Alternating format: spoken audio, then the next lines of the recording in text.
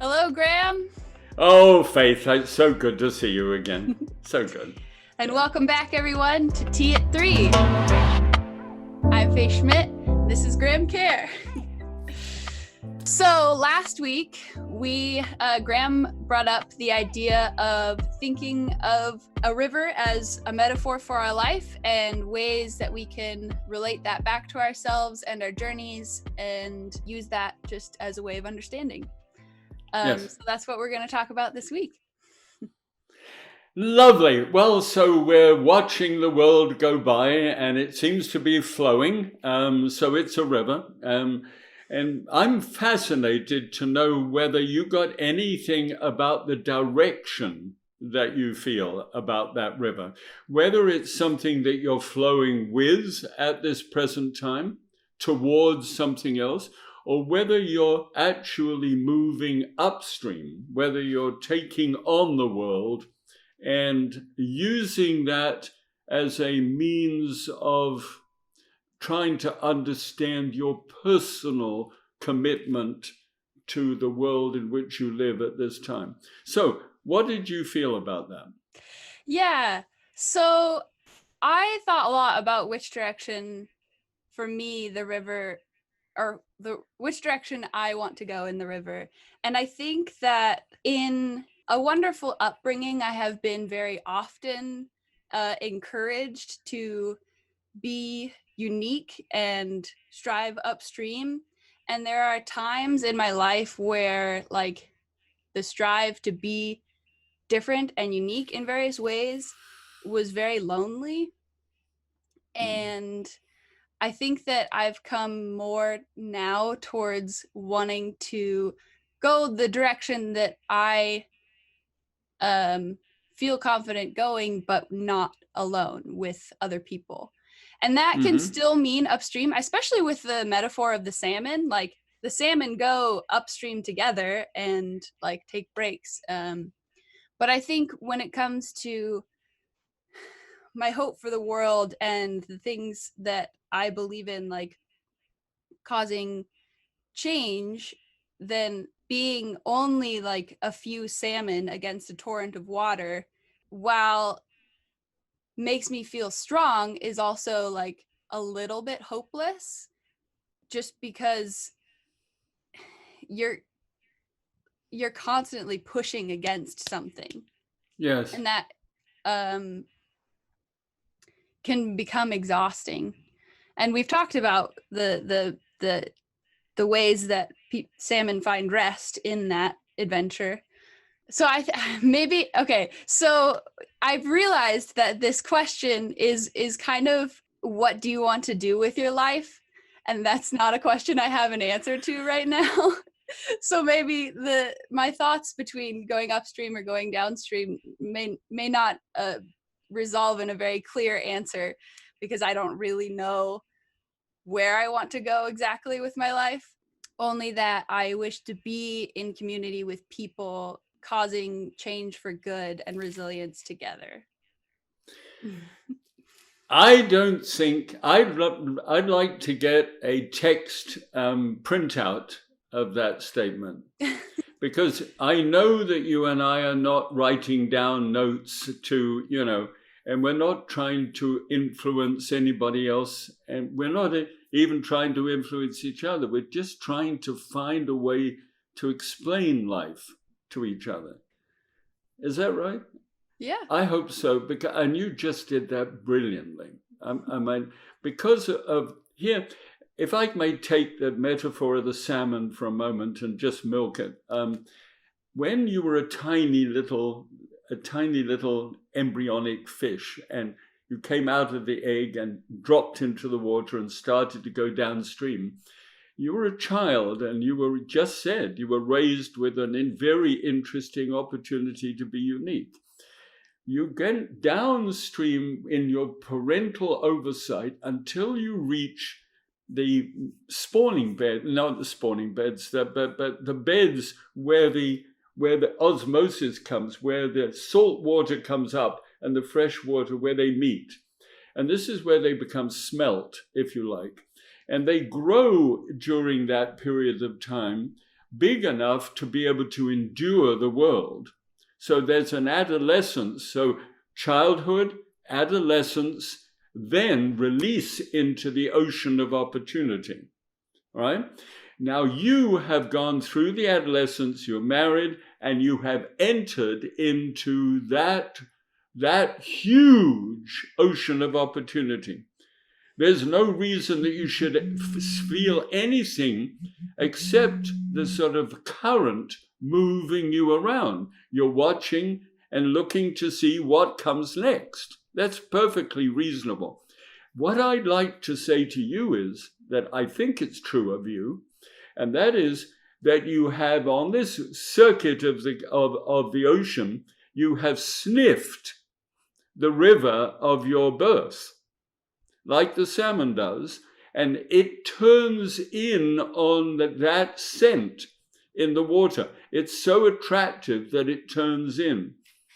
And normally a salmon would do a couple of circuits, a large salmon of the Pacific.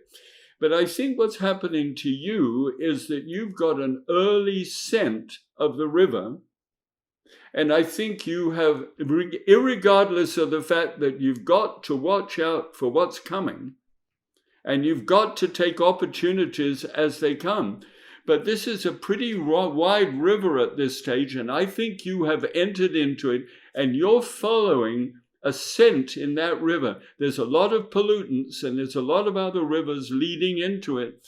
But at the moment, there's something which is leading you to go upstream. Is that sound fair enough? Sort of. And Yeah, I'm going to I like the idea of being at the start of a river, like where it reaches the ocean, when it's like there could be thousands of rivers leading into that Yes. while going upstream are 100 different ways to go. Yes. We're currently just in like the beginning of that journey. Exactly. And all I'm saying to you is that there is one little note in that massive river with all the conflicting aromas in it. That is something that you are going to continue to have, and it's going to continue to lead you up that river on your way. And I know because I've been in the ocean and I've scented that river and I have come up that river and I've jumped waterfalls and everything else. And I'm in the upper reaches of that river and you're just entering into it. What's hugely important for me is we're 60 years apart. And I'm coming to the very place where I was born, if you will, as a salmon. And you are entering into, but you're sniffing exactly the same scent that I am.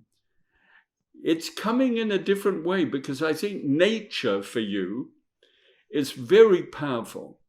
And I think as you see nature being spoiled, that causes you to want to come against that kind of frothiness in the water.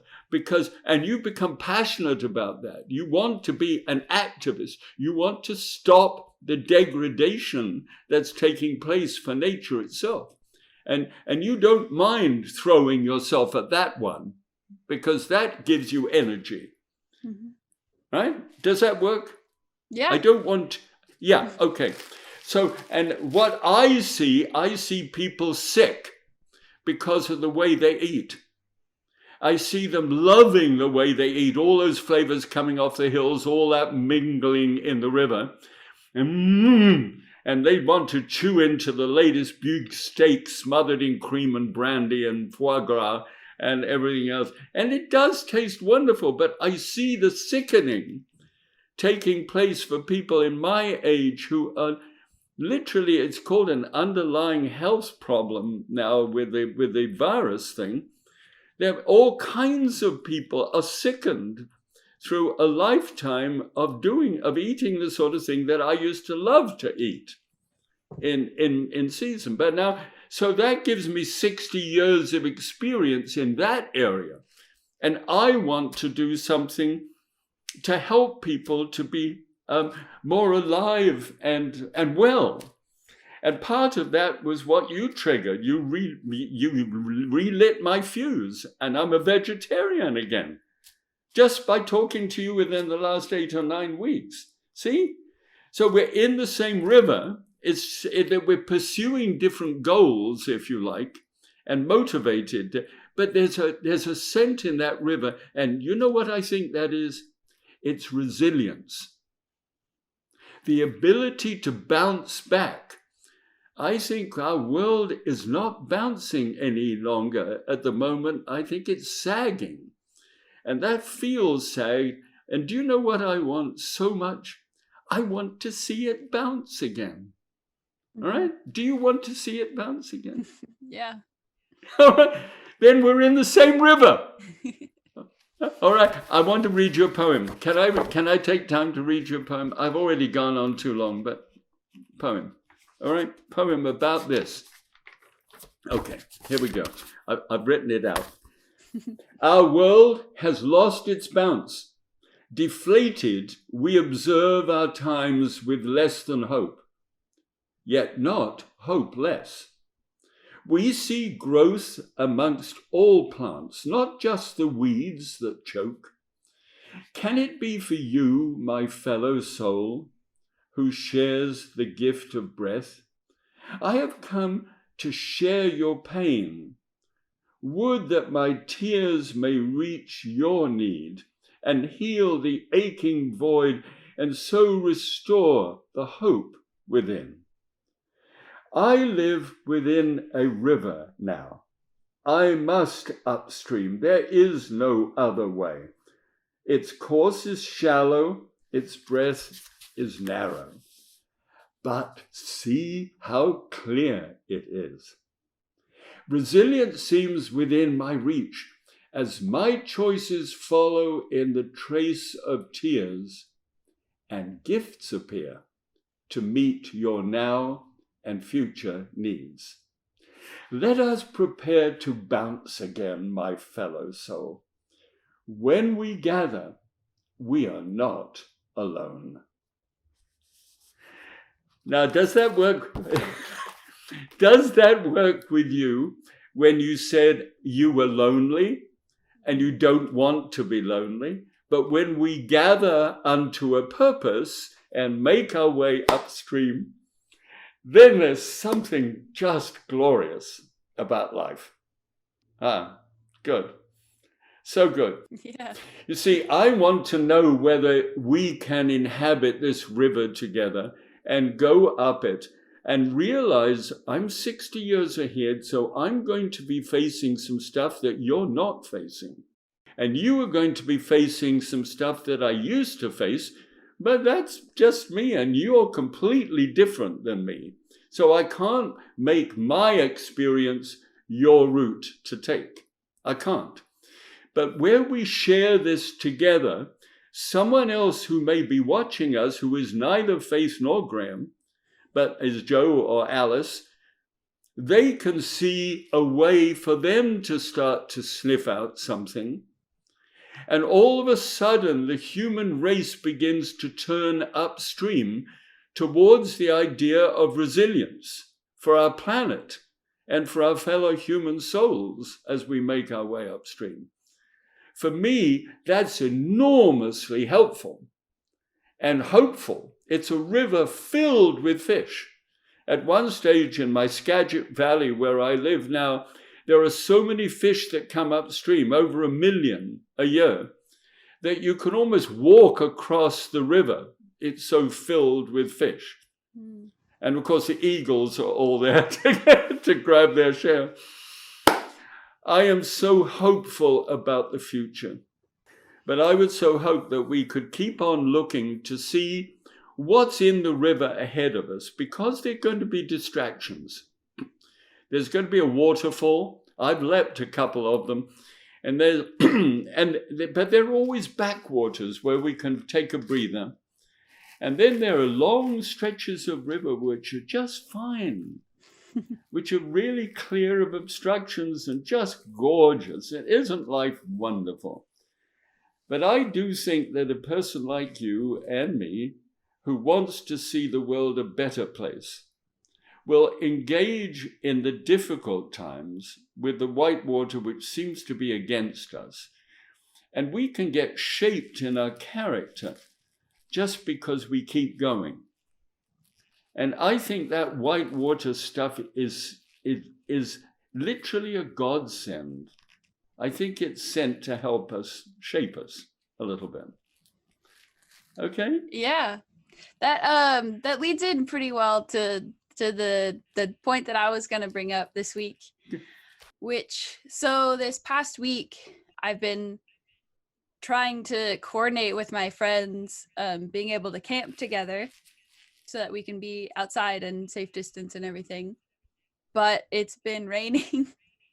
As hot as it was last week, I was sweating, but this whole week it's been raining on and off and has gotten quite cold, which is not so comfortable to camp outside in. Yeah. But we did end up finding a place to camp, and we got a tarp and like hung it up and just hung out underneath the tarp, and it was pouring down rain and we were freezing and but we were together at least. But it just made me think of, we've been talking about so many things in this world that we want to change, but you can't change the rain. I can't make it stop raining. I can't change the weather. And it's good for the world. It means that we don't have, like, 2 years ago I was buying renter's insurance for the first time because my neighbor's house was on fire, and I thought that mine was also going to be on fire because there was so many fires in the area and smoke and everything. So the fact that the rain comes down and keeps everything wet and alive is good, but I'm cold and wet, and it's unpleasant sometimes. And it made me think of, it's a prayer called the Serenity Prayer, but it's also just a really good way to phrase this thought. It's grant me the serenity to accept the things I cannot change, the courage to change the things I can, and the wisdom to know the difference. Yeah. Yes. So I've been thinking about that a lot lately, and like, I can't change the weather, and then I know there are a lot of things out there that I can't change, and I need to learn more when I need patience and when I need strength to fight and to change. And that, yeah, so that was something that I would like to think about this week as moving forward, delineating things that I need to learn patience for and things that I need to find courage and strength for, and Lovely. knowing Yeah. which one of those two is which. I think that's very, very valuable because we're going to turn into this upstream thing together, and you are going to face things which are different than mine. But we're going to be sharing that with each other just because it's our experience. And I'd so agree with you. You see, you know that our format here, if our method, is to knee jerk, because I don't know what you were going to say. So let me knee jerk now. I want to go back to be a salmon again, and I want to get up the Willamette River up until the falls, where the Willamette Falls is. That's 12 feet of leaping space, and that's about the most that a salmon can do. And it actually needs a certain amount of water coming over the falls in order to dig its tail in to be able to continue to go over the top. If there's too much water, it gets knocked back. If there's not enough water, it can't make it. It's only about 21 days a year, apparently, when it's just right. So it does mean that that salmon has to practice patience. And this is, I think, what you're talking about now. Just because a thing needs to be done, it doesn't have to be done now. And I think we in the United States have got to learn that we can't fix things overnight. I think we want to. I think those people who gathered in Seattle recently up in the CHOP, wanted to see things change overnight, and it hasn't worked out that way. But they did lean into it, and because they've leaned into it, they've got some attention, and things are beginning to change a little bit. Not enough to leap all the way. Maybe it's enough to build the fish ladder, which they did at Willamette Falls. Over on the right-hand side, they built a fish ladder.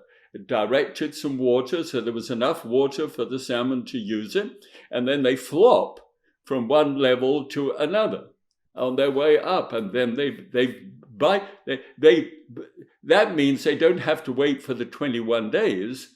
They can actually go round about it, but it takes time and it takes effort, and there's a sequence involved in it. It doesn't happen in one leap. That's what I'm getting from your idea, which is let's agree together that we're not going to change the world, but we're going to be part of a shoal of people that will. And our interaction with them, even when we have to hang out at the bottom of the falls when nothing seems to be happening, the fact is we're gathering, and there is a way around that. If we look out for it, I think we can find it.